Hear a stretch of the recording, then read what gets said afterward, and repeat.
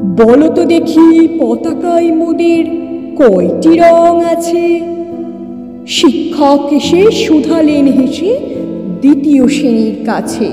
একসাথে মিলে সব ছেলে বলে চিৎকার করে জোরে, তিনটি বর্ণ রয়েছে রাঙানো জাতীয় পতাকা জুড়ে। শ্রেণীর পিছনে বেঞ্চের কোণে শিশু ছিল এক বসে, পতাকার মাঝে 5 রং আছে, বলল সে মৃদু ভাষে। কথা তার শুনি বাকি শিশুগণে হেসে খায় লুটোপুটি। শিক্ষক রেগে বলেন হেকে, বোঝাও কি করে 5টি?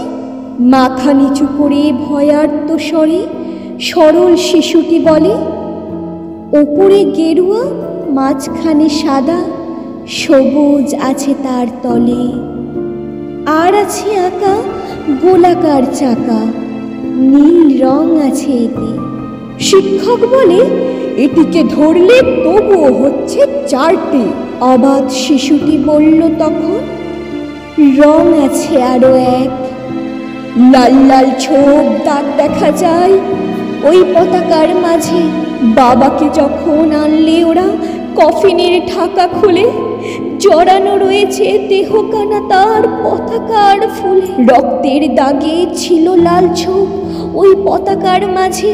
এই নিয়ে মোট হলো 5টি, এইবার তো ঠিক আছে।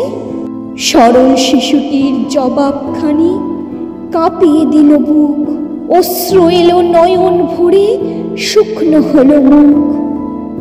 আজও যারা দেশের জন্য করছে বলিদান, স্বাধীনতার শহীদ সম তাদের অমর প্রাণ।